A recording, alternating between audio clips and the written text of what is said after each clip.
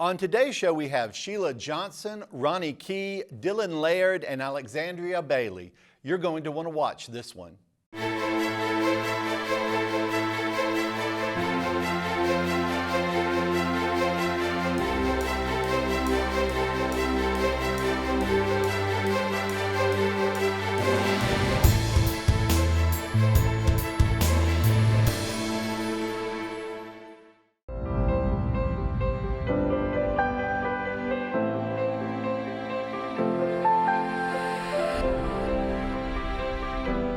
Find your wings. It's more than just a hashtag. It's the power of knowledge in our state-of-the-art classrooms. It's skills training for a competitive job market.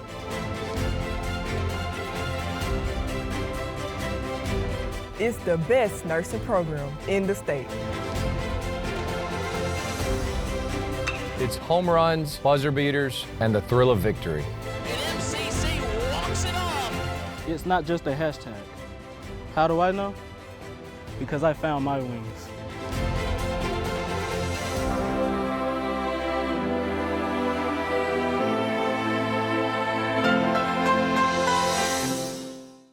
And we are here with the wonderful Miss Sheila Johnson. How are you doing today? I'm good. How about you? I'm doing well. Now, you are the program director and instructor for the Medical Lab Technology Program. Yes. And you have been for a number of years because Yes. you've been on this program many For a times. She number is of years. very dedicated to this program, and we appreciate that greatly. But you typically have, we were just talking about this, you typically have 15 students beginning every August for you to come into the program. we do. And the number of 15, it's not like we just drew that number out of a hat. How do they get that number, if you don't mind me asking? There's a couple of different reasons why we picked that number, or it was chosen for us actually. This comes from the state, Well, right? our accreditation, Right, actually. okay. By accreditation, you can only have a certain number of students per instructor. Okay. And we only have 2 instructors. So Okay. we can't have 30 students because then we can't handle the labs in particular. That's our main thing. Not to mention, unfortunately, with more than 15 students, we're not going to be able to place them in clinical practicum. Right, which is and very that's important. very important. Yes. That's a major part of our program, is those students who are in our program being able to go out to our local clinical affiliates and receiving an even broader education than we can give them in the classroom because they get that hands-on. So, Yes, and you are able to put them in clinicals in many different situations, aren't Correct. you? So Yes. that Yes. they see how wide the applications are for this exactly. program. We use medium-sized to large-sized hospitals here in town, but then again, we use some of the smaller outside hospitals that are owned by the 2 hospitals here in town Okay. to give our students that experience of how busy it truly is in a bigger hospital, as opposed to how maybe not as busy, but how much more you can apply what you've learned in a smaller facility sometimes. You get more of that one-on-one hands-on with the individual technologist at your smaller facilities sometimes. But we appreciate all of our clinical affiliates. Sure. Without them, we don't have a program. So they are very vital to us, and we really, truly appreciate them always taking our students. They never have an issue, a problem, a concern. Matter of fact, they're always begging because they need them for employees. So, Very yes. good. Yes. Now, the Medical Lab Technology Program is, I mean, it's a very broad program. It is. What kind of things do you do in the program, and what kind of jobs can you get once you graduate from the program? Well, like I say, we try to show our students, particularly while they're in the program, we do a lot more of what we call manual, which means hands-on, true hands-on technique. We don't have the broad array of instrumentation. That's what we use our clinicals for. It allows our students to see both sides of the coin in Right. that sense. They get that true hands-on with us in the classroom. They're looking at cells under the microscope. We're growing out bacteria. We are testing different types of samples with manual tests. And then when they get to our clinical affiliates, they see those same types of tests but done on an instrument. So it shows them how things can be done in more ways than one. And you never know where you're going to go work. That's what we constantly tell our students. You may go work in a smaller facility or maybe a clinic for a doctor, and you do a lot more hands-on because they don't have as much instrumentation. You may go work in some big fancy hospital somewhere that does everything with an instrument, but you need to have the best of both worlds from our training perspective. As far as jobs, most students go to hospital labs. Now, by the time I come back in the fall, yes, I'm coming back in the fall. By the time I come back in the fall, I may have to reword myself on that because a lot of our students are actually going travel tech. Really? And it's a really wonderful way to not only broaden yourself in the profession, but broaden yourself as a person because you get to see so much more of the United States. You get to experience more diversity of your populations than maybe you have as a student just here in Mississippi, let's say. So travel tech is big right now. It's really growing. But yes, you can work in a hospital lab. I'm sure that the two local ones here would love to have you. We're desperate right now. Our field is overwhelmed with the amount of openings that there are. So don't ever worry. You can always get a job. And if you don't mind me asking, money's good? Money is great. Because I'm sorry, but no, you know, money is great. Okay, it truly is. It's really, really good. You can, if you would like to move outside of Mississippi. I'm not saying that you can't do this in Mississippi, but if you would like to move outside of Mississippi, you can work in facilities that will give you a sign-on bonus. So you can get $10,000, $15,000 to come work, you know, for them for a specified amount of time for them.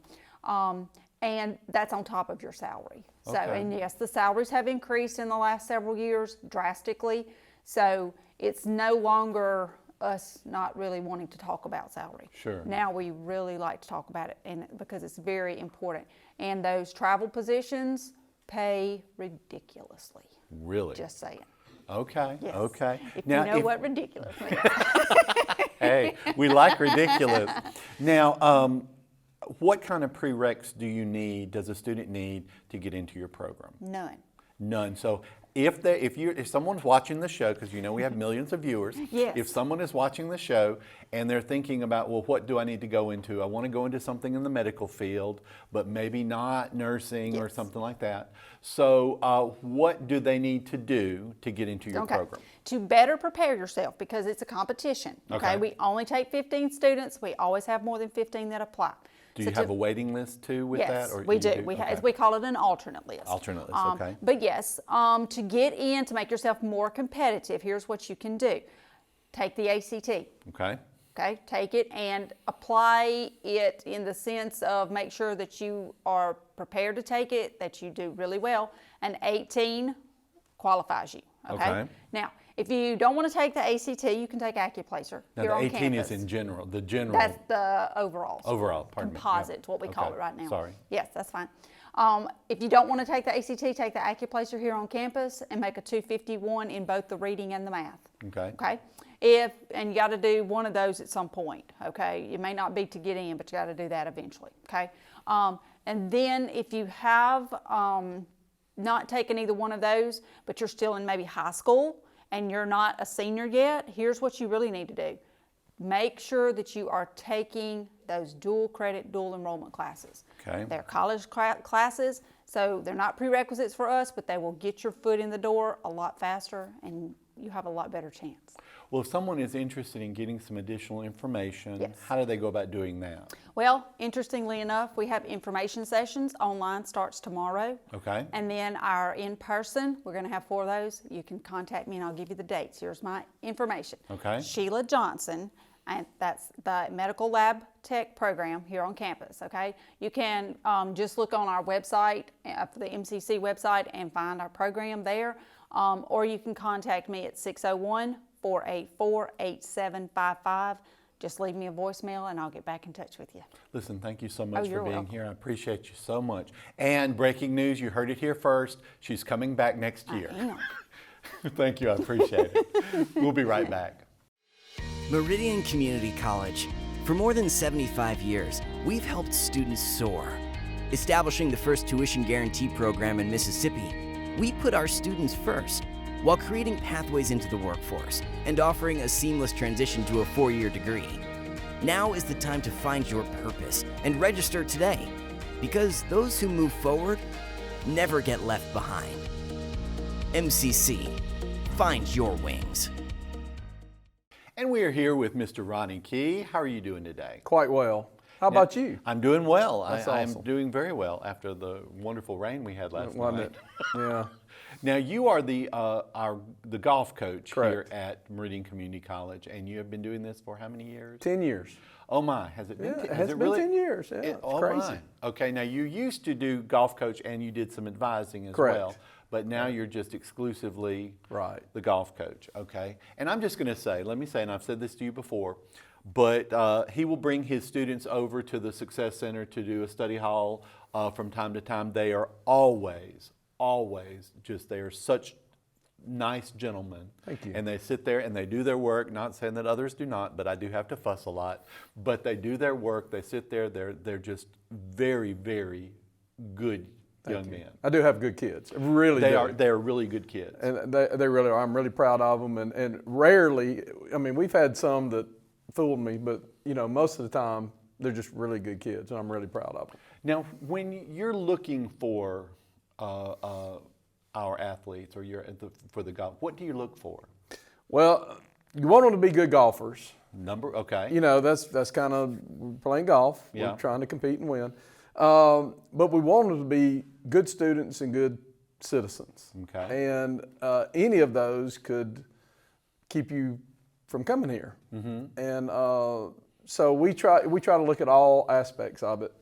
And we've had a lot of success with that. We've had good golfers who've played a lot of good golf, moved on and played university golf. We've won 3 academic national championships that I'm very proud of. Now, what And exactly does that mean, if you don't that mind me means asking? in our division, the NJCAA Division II, we had the highest GPA of all the schools in the nation. Okay, excellent. So Okay. I'm ecstatic. Yes, over that. as you should be. You should be.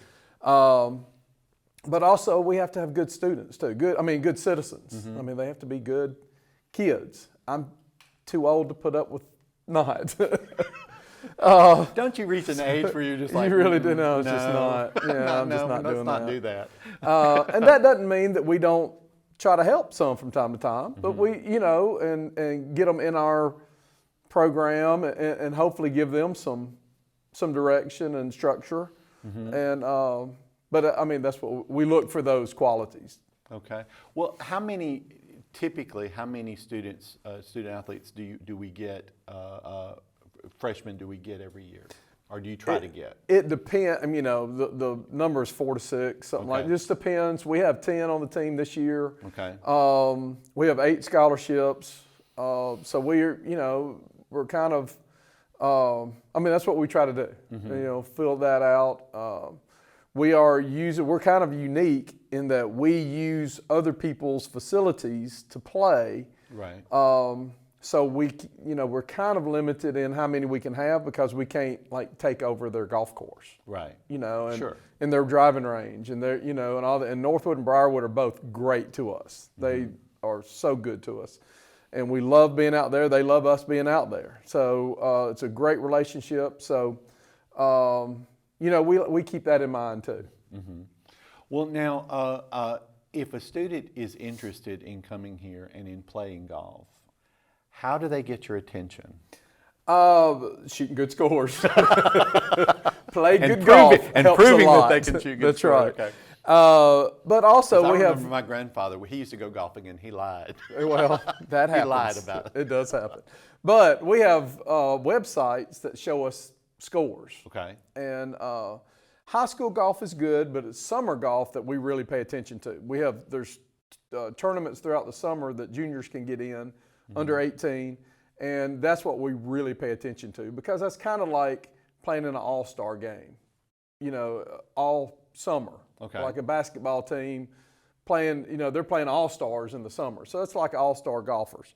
And so we pay attention to that. We also have on our MCCEagles.com golf side of it, we have a questionnaire that students can send in, give me information. That's a really good way for me to get their information.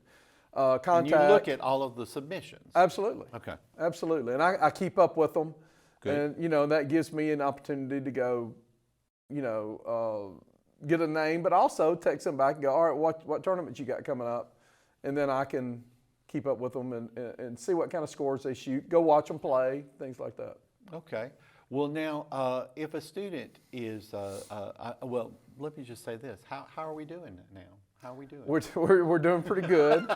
We've won 4 times this year, which is excellent. We're number 10 in the nation right now, which we feel like we should be better than that. Okay. And we're starting to play pretty good. Okay. We've got a really good lineup, and but we haven't played like we think we can yet. And Okay. I really feel like we've got the best to come. Okay. Now, for a typical, for our student athletes who are golfers, what is their typical week like? How much practice are they required to put in, or do they put in? Our typical week would be Monday through Friday we play. So Monday through Thursday from 1:15 till 6 o'clock we're practicing. Fridays we don't have class, so we're either playing here or we travel sometimes. We'll go to Dancing Rabbit, we'll go to Old Waverly, Mossy Oak, and different places like that. Or like our districts at Castlewood's coming up, we'll go to Castlewood's Okay. and play.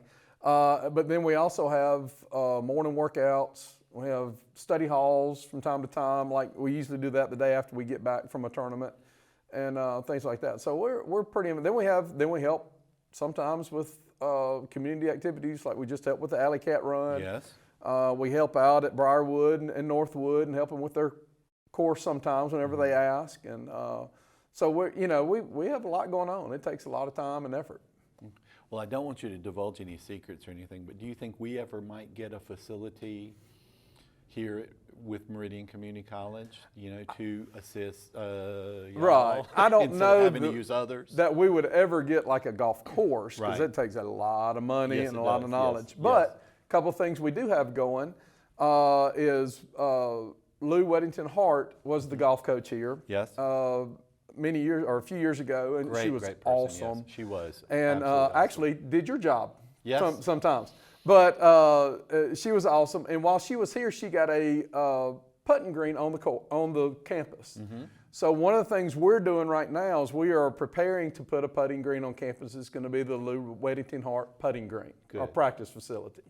And so we're excited about that. In fact, we're kind of in the final stages. We just got to get it set up and know exactly where we're putting it. We have an indoor simulator, indoor practice facility that is next to my office downstairs, and we're going to fix it up. And my wife, Leanne, was my greatest champion.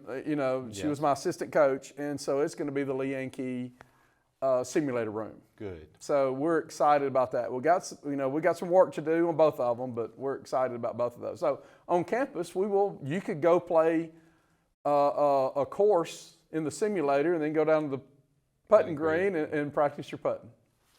Well, listen, I want to thank you for being here today. I appreciate it greatly. Thank you. And Glad to be just here. a great program. Thank you. We'll be right back. Not essential. Never let anyone tell you that again. Never doubt your abilities to make a difference. How do I know this about you? Because I'm a teacher. I am the one who will push you harder and farther than you could have ever imagined. Teach you things that you never thought possible. And if you will give me 100%, then I will stand shoulder to shoulder with you, and together we will change your future. MCC, find your wings. And we are back, and we have 2 students who are in the MCC group Dimensions. Now, what is the Dimensions? Well, Dimensions is a singing group. It's a group that you can get a scholarship for.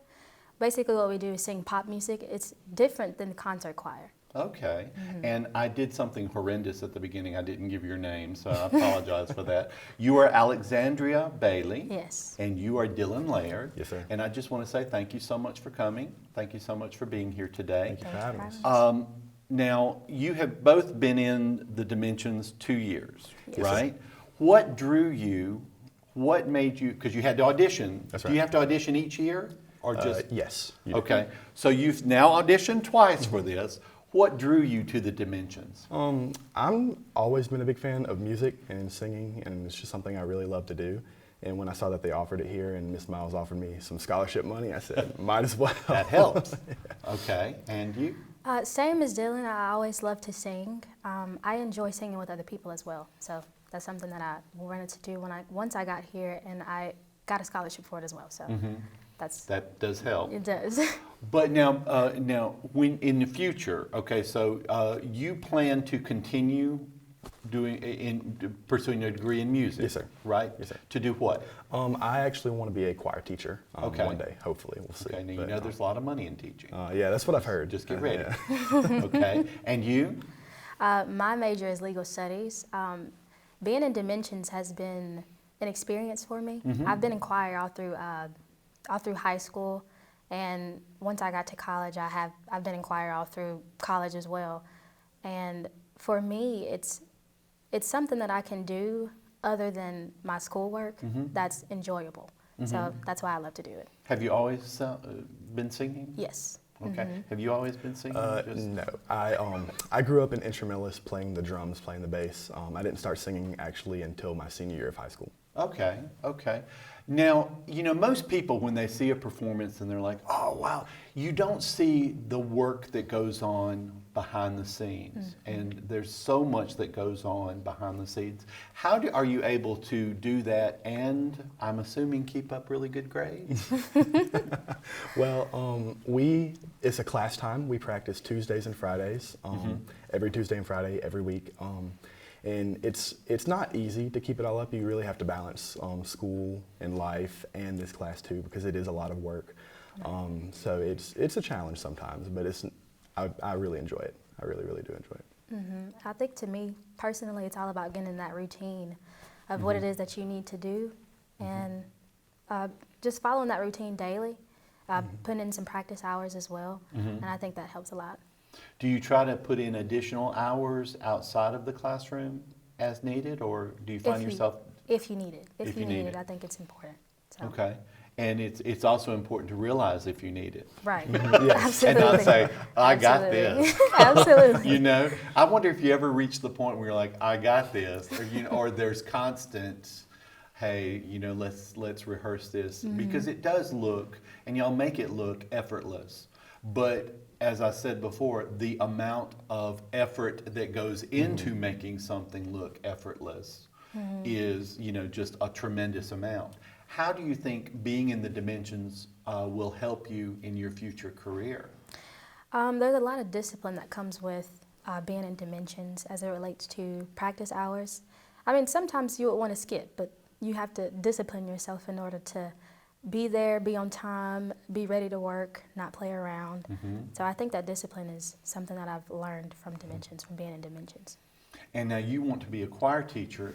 Are there things that you're going to take from Miss Miles, you know, and say, okay, this is what I need to do with my future students? Yes, so we're really blessed to have Miss Miles. She's a fantastic choir. I'm going and to ask about dirt on her later. Yeah, I got you when the camera stopped rolling.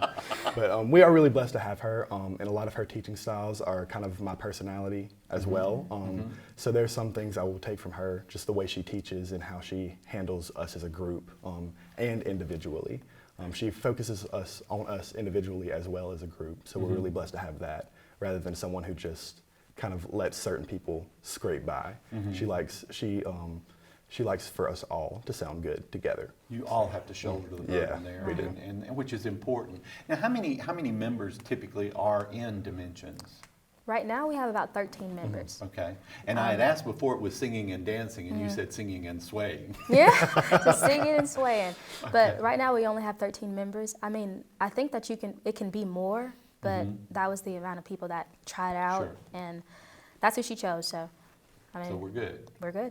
Now you have a few performances coming up, I believe. We do. Next Thursday, April the 7th, at 7 o'clock in the McCain Theater. It's free admission. Yay, we love that. Yeah, so anybody and everybody's welcome. So Okay. we want to see a packed house. About how long will the performance last? About an hour. About an hour? Okay, Yeah. and y'all been working how long on this? since August, basically. Okay. Yeah. Okay. So you're ready. Yeah. Oh yeah. Yeah, we're Ready ready for this. We're ready. I'm ready for it. Okay. And a lot of times I notice that a lot of the performances are free. So this is something we're doing for our community. Right. And it's a great thing to have. Will your parents be there? My parents won't. They'll be at work. Okay, yeah. I'm not so sure sorry. about. Okay. My mom lives in Birmingham, so I don't So think she'll be probably there. not. But my grandparents will. So that's And they'll see the videos. Yes. Okay, yes. because we always have videos of this. That's right. Now, when you're working with Dimensions, how? And I know sometimes that there's artistic differences. How do you handle those? If you don't mind me asking. Well, when you're like, I think I should sing it this way. Do you ever get the ego where you're like, I think I can do better than Miss Miles is saying? Well, our group, we have a very, very talented group. Do they work well together? We do, yeah, we really do. We've grown really, really close to each other over the past year. Right. So we haven't really come into many conflicts of like, oh, I think I could do it better than they could, because we know that Miss Miles picks the best person for that song. Right. Good. And we all trust each other to do well. Right, Good. and I think we all realize that we all have we're all different in each way. Some people may sing a certain way and the other people may sing this way. And I think we're confident in ourselves that we can sing the way that we know how to. So I think it's so important in a group to know that somebody's got your back. It is. And then obviously you feel that in this group somebody's got your back. Yeah. Right. Well, in the future, when you do become a choir teacher, do you think that you might perform in groups outside of teaching?